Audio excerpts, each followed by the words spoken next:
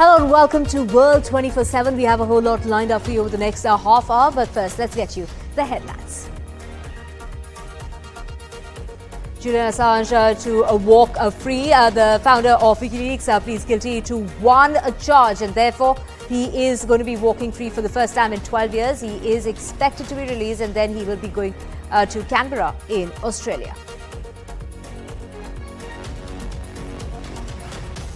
Many dead and several have been injured in violent protests that have taken place, with protesters setting fire to the part as far as the Kenyan parliament is concerned. Mass protests are taking place against the new taxes. This is a finance tax bill that has prompted violent protests. The president has gone on to say there were criminals who have hijacked the protests. Israel's Supreme Court orders the government to draft the ultra-Orthodox Jews in the military in a new blow to Prime Minister Benjamin Netanyahu that has the potential to unravel his ruling coalition.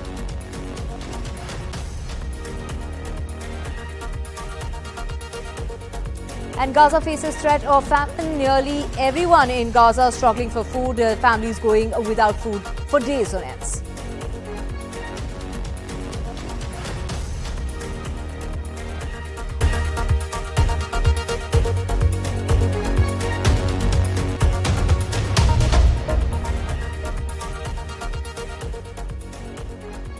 Well, let's get to our top story, and that's the WikiLeaks founder, Julian Assange, who will fly to the Australian capital, Canberra, and that's going to take place within hours from now, following a plea deal to set him free.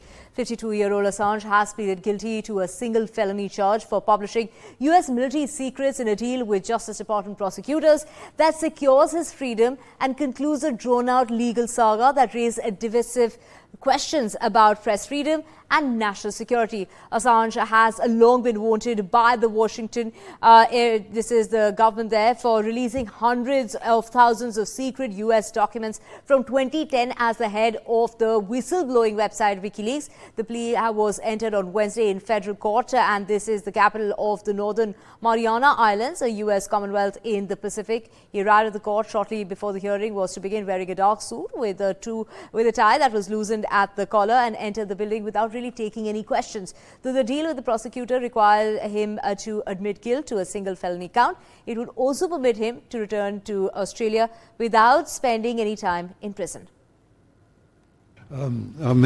Doing cartwheels is a good expression of the joy that one feels. That Julian is returned home, about to return home. The circumstances, there may be some questions to be resolved by the lawyers and the diplomats in the future, but having Julian home to an ordinary life after 15 years of incarceration in one form or another, house arrest, jail, and asylum in an embassy, is pretty good news. Yeah, I've been speaking to him this week and just going through all the details with him, and very anxious, very excited, and he's looking forward to spending time with his family and being free, being able to have the sunshine on his face, hear the birds, go for a swim in the ocean back in Australia. So he's very much looking forward to that. Come on, fire. It's this 2010 footage of a US attack helicopter opening fire on civilians in Baghdad, including two Reuters news staff, that brought Julian Assange, the founder of WikiLeaks, into the crosshairs of the US legal system. A freedom of information champion instrumental in the leak of 91,000 secret documents of the US war in Afghanistan, Julian Assange's activism brought home the reality of some of America's most brutal military actions around the world. This included 4 lakh classified military files which chronicle the Iraq War, followed by the release of thousands of US diplomatic cables with candid views of foreign leaders. As America and its closest allies closed in on Assange, WikiLeaks came under intense pressure. In October 2011, Assange told NDTV WikiLeaks could cease to exist. 11 months. It is a possibility that the establishment will win. Certainly, it has been difficult for us over the last 11 months to have been removed from 95% of our donations and revenue. We have been surviving on cash reserves the last 11 months. But that's not a situation that can continue. If it does continue, then it is inevitable that sometime during next year, WikiLeaks will completely run out of money, and that will be the end of the organization. By this time, though, the writing was already on the wall for Assange. For the next 14 years, he would be in a battle to fight for his freedom. Accused of sex crimes in Sweden, which he denied, he was arrested in the UK. His bail eventually rejected. In 5 days, he took refuge in Ecuador's embassy in London and gained political asylum in August 2012. 8 years later, after his political asylum was revoked by Ecuador, Assange was carried out of the embassy in London and arrested and put behind bars in the United Kingdom. In 2019, the US Justice Department asked Britain to extradite Assange on charges of espionage. For the next 5 years, Assange appealed the extradition request, which was put on hold after a court said that the US must ensure that Assange does not face the death penalty. Finally, 14 years after the first set of charges against him, a deal was announced in which he would plead guilty. US prosecutors say Assange did not want to travel to the continental United States. For the last 5 years, Julian Assange lived in a 2 by 3 meter cell in the UK, isolated 23 hours a day. WikiLeaks, the organization that he founded, says Julian's freedom is our freedom. Assange's message to the media: journalism should be more like science. As far as possible, facts should be verifiable. Vishnu Shom, NDTV. And to get more on this, we have Jeffrey Robertson, the legal advisor to Assange, joining us from Sydney in Australia. Well, he is an Australian world-renowned human rights barrister who's a legal advisor to Assange and worked on his Swedish case. Jeffrey, thank you so much for joining us. How rare would you call this kind of a deal that has been reached? Was it on expected lines? This deal of this kind has been mooted for some time. It was used years ago to get a man called David Hicks, an Australian who was in Guantanamo, back to Australia when the government wanted him back. It was simple. You plead guilty to an offence for which you're probably not guilty, and the time you've served in prison is taken into account, and they can release you immediately and send you home. So it was that sort of deal that had been put to the Americans by the Australian government, and it's now come to fruition. Jeffrey, how was the deal cracked? What sort of legal challenges did Team Assange face? Well, there were a number of legal challenges, particularly the question of whether the First Amendment that secures freedom of speech for American journalists applied to him because he was an Australian.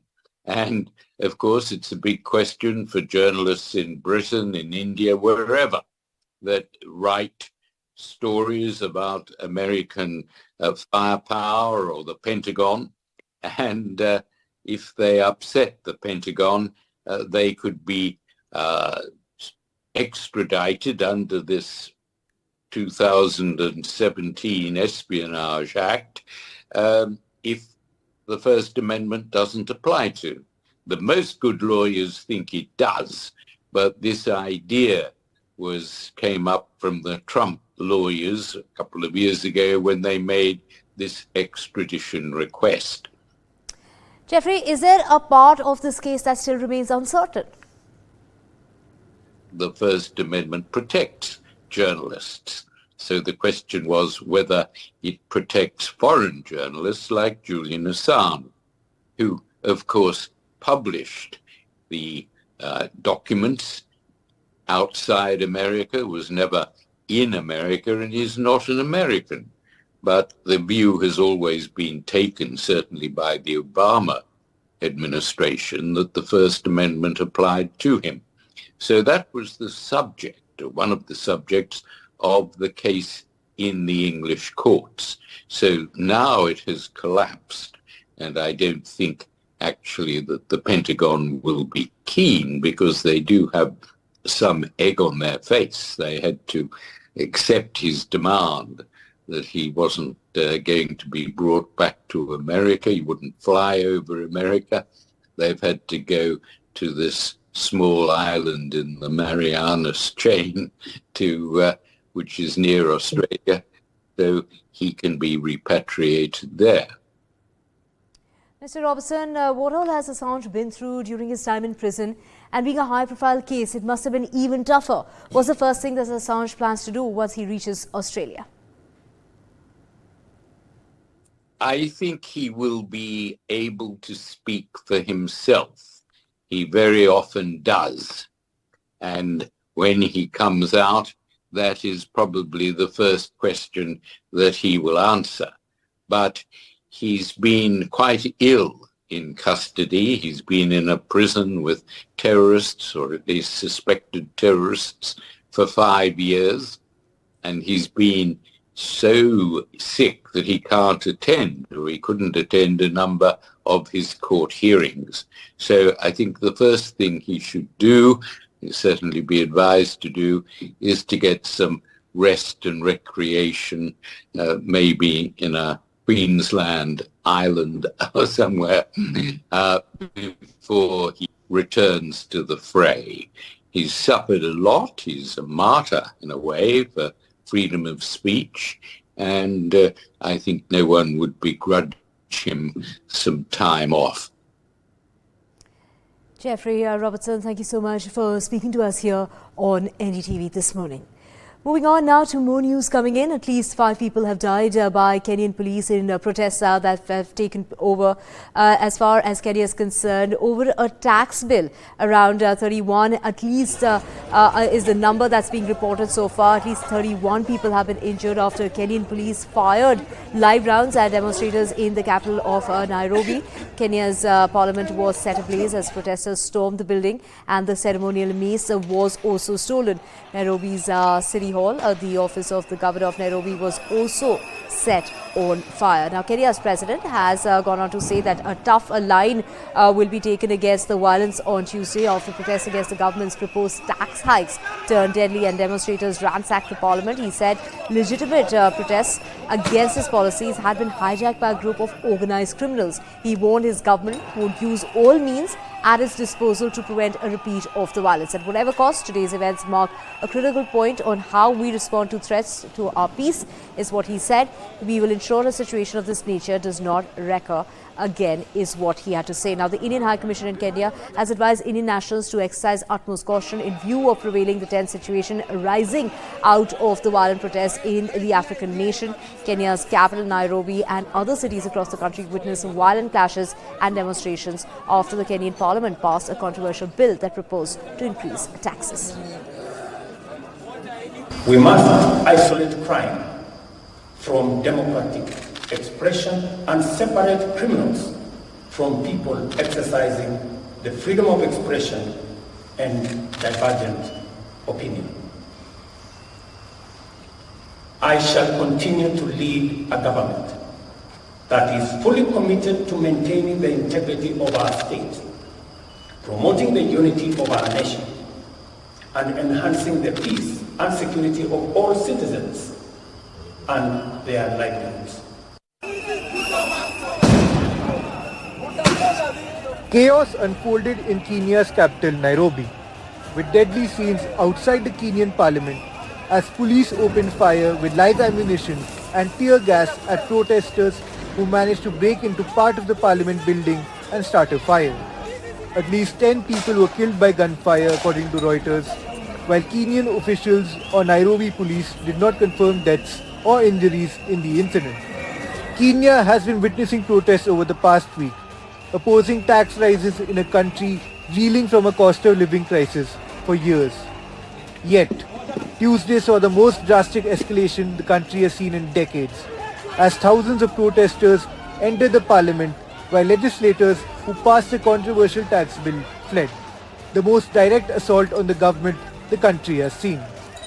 Protesters believe the bill's proposals burden salaried Kenyans, entrepreneurs and consumers, arguing that it goes against President William Ruto's campaign promise to place the poor at the center of economic policy, reduce taxes and lower the cost of living. Since the protests, largely driven by youth-led digital activists, began last week, at least 200 people have been injured and 12 people have been abducted, according to human rights groups in Kenya. Kwa hapa nimekuja kuprotest reject finance bill. Inatukandamiza sana. Kwanza the fact that wanaenda kutax sanitary towels, that's really bad. Most of Kenyan women can't even afford sanitary products and they still want to put more tax on it. It's unacceptable. Young Kenyans have been using platforms such as X and TikTok to oppose the bill, crowdfund, organize and mobilize protests against it. Many are also calling for President William Ruto to step down. Protests and clashes also took place in other cities and towns across the country, with demonstrators setting Nairobi City Hall on fire as tensions escalated.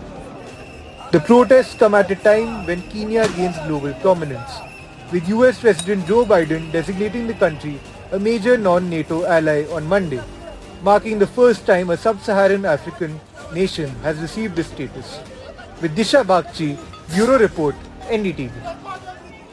To get more on this, we have Anderi Kamau, Kenya political correspondent of the Africa Report, joining us from Nairobi. Thank you so much for speaking to us here at NDTV. Well, the Kenyan president faces an unprecedented rebellion against the finance bill. He says is essential part of his plan to build the nation. What all does this include? What has really triggered these protests?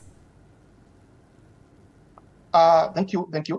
These protests were triggered by, there have been a series of taxations which have really angered Kenyans. As far as these taxations were more pronounced in the Finance Bill 2024, this anger started building up last year because there were a series of also taxations that were proposed in the Finance Bill 2023 for the budget for the last year's financial year, and which brought a lot of controversy. Most employees and employers were against the housing levy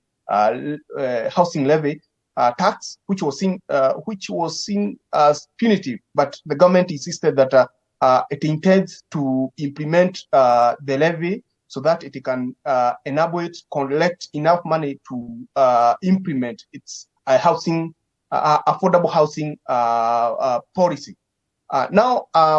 So there was anger at that time, but most people didn't. They never came up to express the anger. But now this Finance Bill 2024, which has been really contentious, is the one that now some taxations like sanitary pads, basic items like sanitary pads, motor vehicle tax, proposed tax against the bread, 16% VAT on bread, and other basic items. And these are the ones which have really triggered these countrywide demonstrations. Right. Also, last week, the government scrapped some tax increases, including a proposed 16% value-added tax on bread, along with taxes on motor vehicles, vegetable oil, and mobile money transfers. Clearly, that wasn't enough for the protesters. What has escalated this protest? Another thing that really has escalated these protests, which are largely led by the youth, most popularly known as the Gen Zs, is some officials, some senior government officials, tendency of splashing opulence, splashing money in public, and contributing to millions of shillings to Harambe's. And while there's a lot of very high rate of unemployment and high cost of living, which mostly affects the youth. which are mostly between 15 and 34 years. So these blatant and also some pronouncements by some of President Ruto's close allies that when the public expressed anger against some of these tax proposals, some dismissed these assertions, and that's really what triggered. And some of the officials who have been fingered of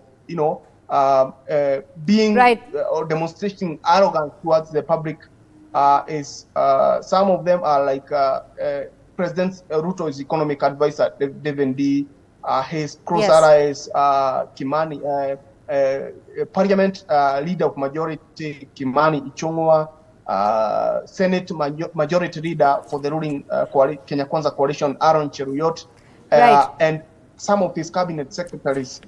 So this is really which has really triggered these protests, which are largely led by the youth.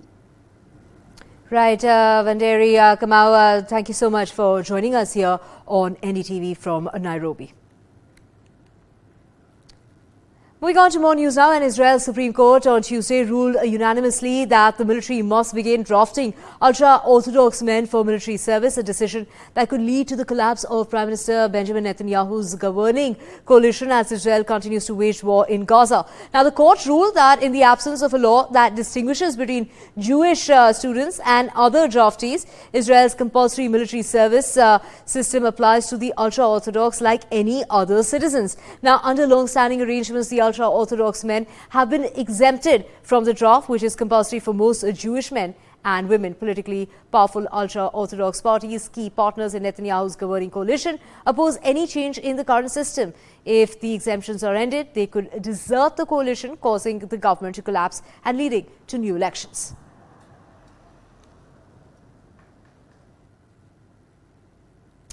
Moving on to more news now, and UK's Labour Party has suspended one of its general election candidates after the party was drawn into a controversy surrounding betting and the general election. Kevin Craig was suspended after Labour was told by the Gambling Commission that an investigation had been launched into one of the party's candidates.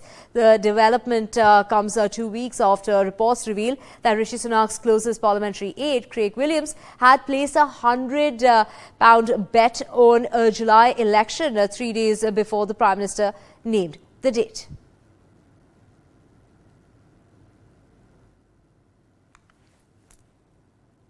This is a change in position from Rishi Sunak, the UK Prime Minister and leader of the Conservative Party, because when these allegations first broke, the position he took at the time was to say that he would take action against anyone found to have been proven to have been involved in any wrongdoing or breaking the law. Now he is saying that these two candidates will be suspended by the Conservatives, won't have any Conservative support in the upcoming election on July the 4th. And that's because he says the Conservative Party has been carrying out its own investigation into some of the allegations around people seeming to place bets on the date of the general election just before it was announced by the Prime Minister, Rishi Sunak. That means that he is being accused of being weak and of carrying out a U-turn by some of the opposition parties that he's fighting against in the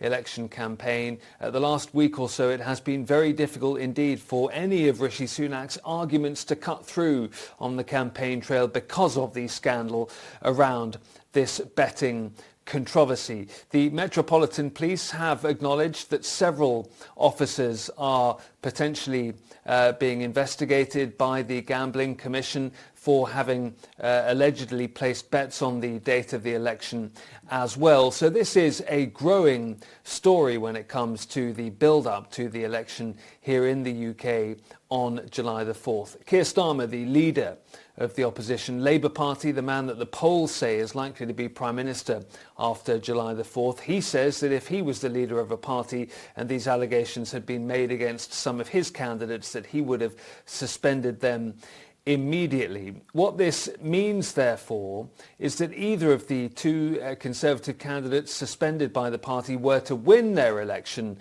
constituency seat on July the 4th, that would potentially mean that after that, if they were to get to Parliament as an MP, that the Conservative Party would not support them at that point. They wouldn't have the Conservative Party whip. They would probably have to sit, initially at least, as an independent in the House of Commons. But this has all been damaging for the Conservatives, damaging for Prime Minister Rishi Sunak as well. Exactly the type of headache he would have liked to avoid in an election campaign where all the polls show that the Labour Party looks set to win the election on July the 4th.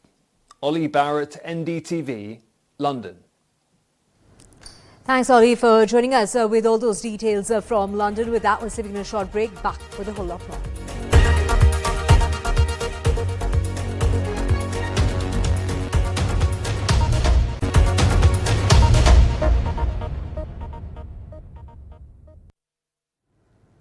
Welcome back. Let's get you the latest from China, where the Lunar module returned to Earth on Tuesday afternoon, successfully completing its historic mission to collect the first ever samples from the far side of the moon in a major milestone for the country's space program. The return capsule landed at a predetermined site in the Inner Mongolia Autonomous Region, and this took place at about 2 o'clock in the afternoon Beijing time, descending to approximately 10 kilometers above the ground at around 1:57. Now, this is the return as far as the capsule is concerned, deployed its parachute that was completed as far as its final journey was concerned, maintaining a stable posture, and subsequently landed smoothly in the designated area.